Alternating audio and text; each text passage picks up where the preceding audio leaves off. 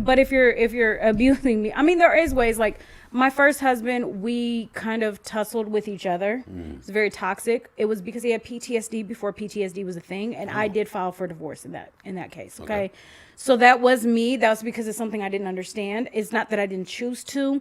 He made appointments for us to go to counseling, and then he wouldn't show up. It was things he was dealing with, and had I been more mature, I probably would have stayed. And that's the one thing where it's like, I know I definitely caused, I could have been better. I could have, now that I know that I can be peaceful and all this stuff, I couldn't be at that time. I have a lot of respect for that. I couldn't be. And I will say yes. But so anyways, with all these faults that I have, with all these imperfections, I think I'm still 7 because I have, for my age, I talk to a lot of guys. Like I said, I don't really date guys. I have Wesley. If you look on my social media. No, she didn't bring it up. Oh my God. I have Wesley. Is there a way? Can we add? I wish there's a way we could add this. I have Wesley. Anyways. Tell them who Wesley is. Wesley's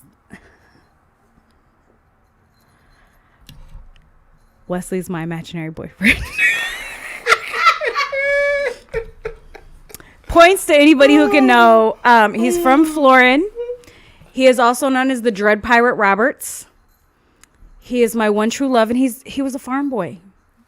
Farm boy, can you pass me that picture? Oh my Lord! This woman. Points to anybody who knows where Wesley came from. Anybody who knows where Wesley came from. So, anyways. Yeah. So every once in a while, I'll go on a date. And I think, and it's funny because I actually have met quite a few men who are around the age of 40 who do not have children and have never been married. And they want kids. And they don't have an issue with me being in my late 30s.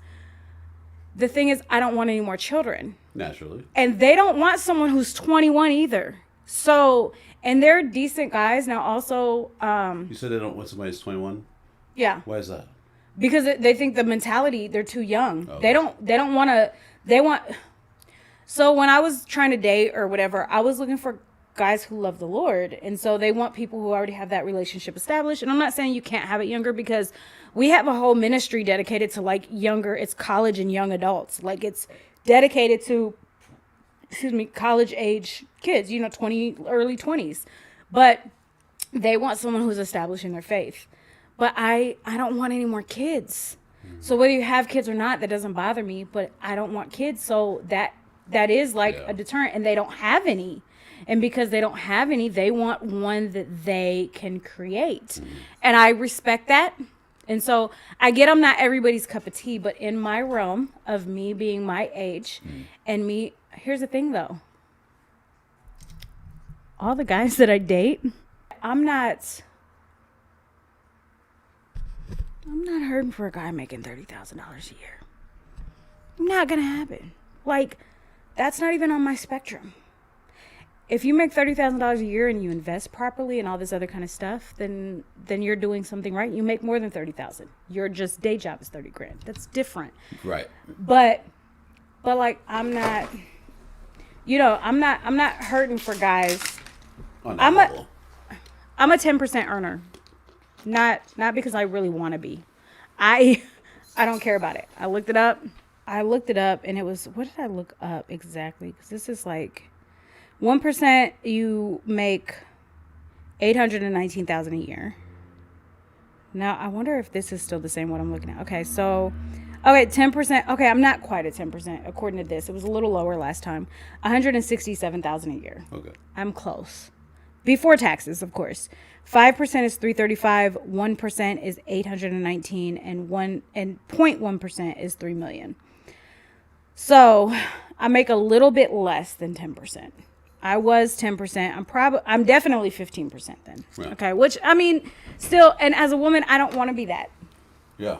I can live off of $60,000 a year on my personal income, and travel, and be happy. This house that I own, I bought when I made $60,000 a year. My bills, they're up a little bit more. Also, I have kids here, right, who run up my bills because kids don't turn the lights off. And I pay all the bills. The kids, I'm trying to get them out, so I'm trying to get them to be independent and whatever. And it's a whole different. Each kid has a different thing. But I work a lot. I know what it personally takes to get here, to get in the top 10% of earners. I know, I understand that, and I respect that for a man to be that. So because not everybody can be a secret agent. I am a secret agent of time. Yeah. Long story. We can't really discuss that. Anyways, so not everybody can be that, and that's fine. This has gotten off topic. This is why this is still part of attraction, except this is a physical attraction that takes the form of financial or provisioning. And that's important. I think that we have to, as men, we have to recognize how women judge attraction. Okay. So that we can decipher it in ways that if you want to, you can attain that for yourself in order to improve your ability to date. If you're not trying to date, by all means, live in your basement, do what you want to do, play your World of Warcraft, that's fine. Hey, World of Warcraft, whatever they be playing, can make them millionaires these days. I'm just saying. There is an opportunity to make money on that as a gamer lifestyle. However, how cute. I just want to pick it up and hold it. Why is the cat meowing? Continue on your story. So I think that it is a possibility to create a lifestyle from gaming and financial procurement, of course. But the likelihood, it's just like OnlyFans. The likelihood of being successful and making, say, 6 figures through your passion of gaming, it is very hard, treacherous work. Getting picked up by EA Sports, team or whatever guild team there exists. Being able to look at, the sponsorships and things that cultivate, that ability to pull in those residuals. It's not easy to do. It is a career. So it's not easy for everybody to do. I don't know how to do it. So I'm not saying that I know how, but if you're able to, by all means, go after it. But I will say that it is important as man. We're built to adjust, right? So we're built to know how to mold to the times or to pivot. And so, yeah, if we look at the fact that attractive aspects of a man are seen in his physical demeanor, social status, his financial abilities, and of course lifestyle, right? And then of course character, which I think is most important because character is the foundation of all the other pillars. But unfortunately, character requires you to have something on the outside that makes you worthy to discover on the inside. Character has nothing to do with the outside. No, character. In order to appreciate character, you have to first have something on the outside to make them want to get to know you. Yeah. To an extent, that's true. But if you have enough character, nobody cares what's on the outside.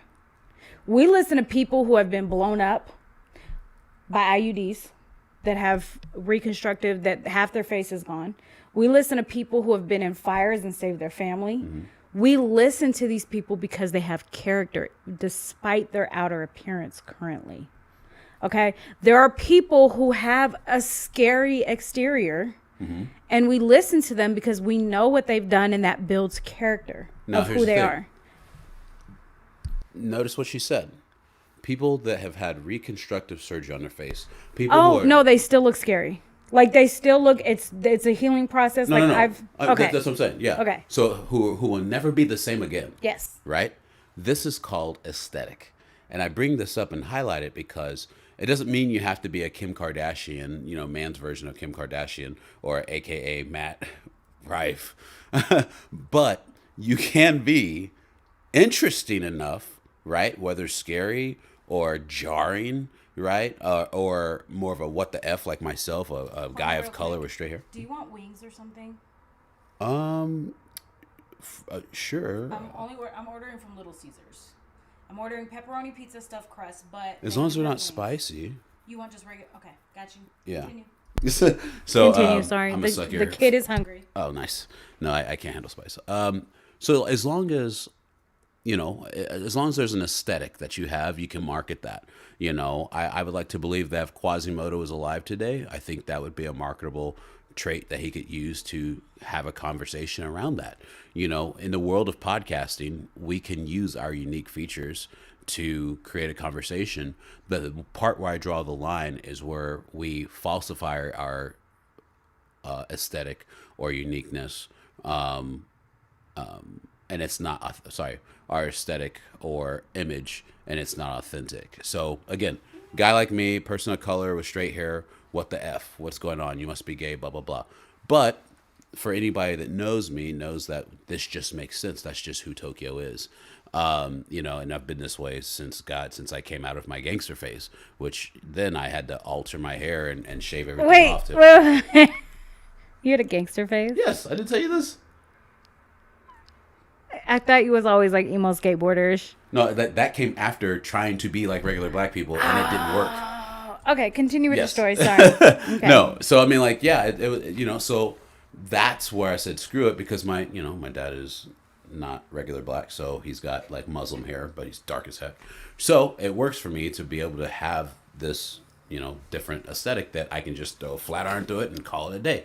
So, but again, I only do it because that's my authentic truth. I couldn't walk around with dreads. That's not me, and I think that if we're able to, well, I'll speak for Kansas City, if Kansas City could start giving themselves a chance on an individualistic level, we would see some amazing human beings in this space. We would see some amazing artists in this space. We would see some amazing conversations and styles and influences. Every single story, mythical story, or every single, story that's fiction, I have seen where the town of influence, the city of influence, the capital is in the middle of the country. And then what happens? Influence spreads from that capital, spreads from the center of the country. Are we talking about Hunger Games?